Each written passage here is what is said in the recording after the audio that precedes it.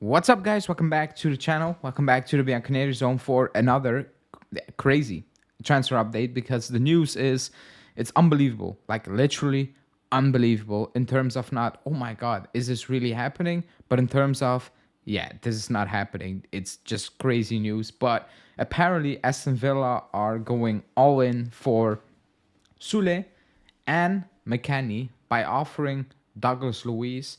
And that's not even the weirdest part of this video, because the Lorenzo update is crazy. It's going from A to Z, from Z back to A, from top to bottom. It changes every single hour, with even Napoli putting out a statement, and it's already messy. And the season hasn't kicked off. And then we also have a Rabiot update, because again, also shocking. Nobody's surprised. Nobody was actually expecting that by the end of the season, but he's on the verge of signing a long-term deal, which I still cannot believe. But we will get into it. Before we do that, hit the like button now. Let's push to 100 likes for this video. Should be easy, so hit it now. Subscribe, hit that bell notification, and let's jump straight into the crazy update.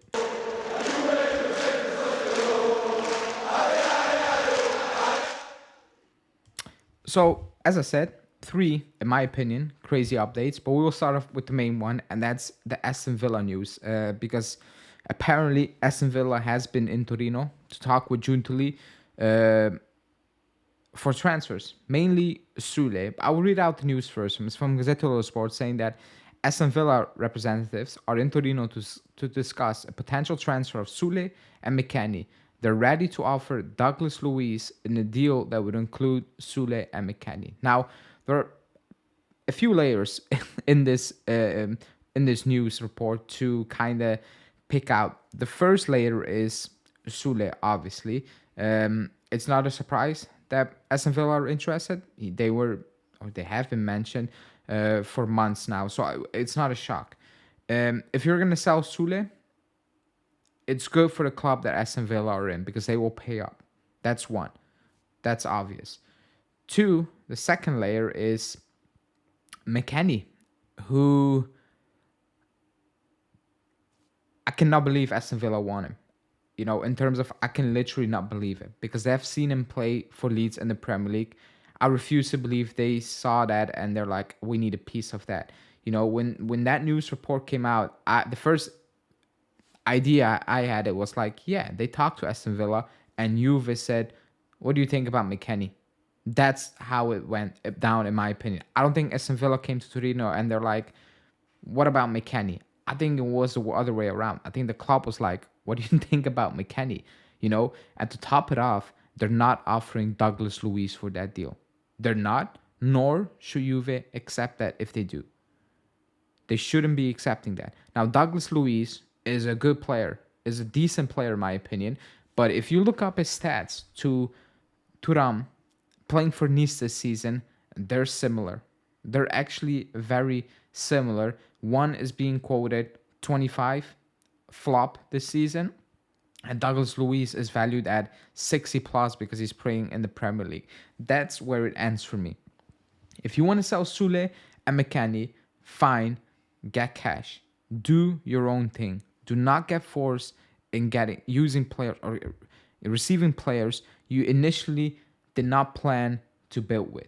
That cannot happen. That's just my opinion, you know, because I like Douglas Luis, but if he's valued at like 60 plus, I'm like, stop it, you know, stop it. I like Cope Miners. I think he will fit us better for the needs we have, and I'm like, 60 million is insane. Imagine that for Douglas Luis. If you want to sell Soule, I still think it's a shame, because I want to see him have a full season at the club before I personally make up my decision. But I made my peace with it that the club is going to use him to get money. Fine, Aston Villa will probably pay up, and I think it's actually a decent move for him as well. But they're not offering Douglas Luis, nor do I believe they're in for McKennie. I think the club said, what about McKennie? You know, do you want McKennie? I think the main point is they want Soule. I think all the rest is kind of side info that makes the story insane, in my opinion.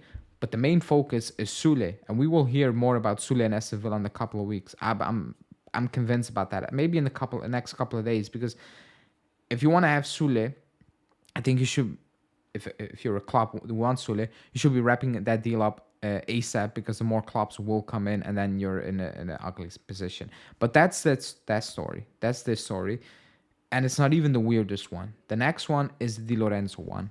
That, like, first off, I don't want Di Lorenzo. I cannot. I'm not a fan of Di Lorenzo. Never was, never will be. I don't think he had a good season. I think he had a fantastic season under Spalletti. Other than that, I never rated him. I'm not gonna lie. We are in for him, or we're not for him. Not in for him. Napoli want to sell, or Napoli do not want to sell. That's a mess. First off, Mirko Di Natale is saying that Juve is pushing for Di Lorenzo and he's a concrete target. Talks with his representatives have been ongoing for several days. Although there have been no direct contacts with Napoli, his valuation is 20 million euros. That is, quote unquote, normal news. However, this is Napoli's statement. Napoli put out that despite statements from his agent, Giovanni Di Lorenzo won't be sold this summer. He's not part of the players we want to sell in the summer transfer window, because his agent came out again saying that he's gone. He wants out because the club, Manna, told him something about contracts and he was like, no.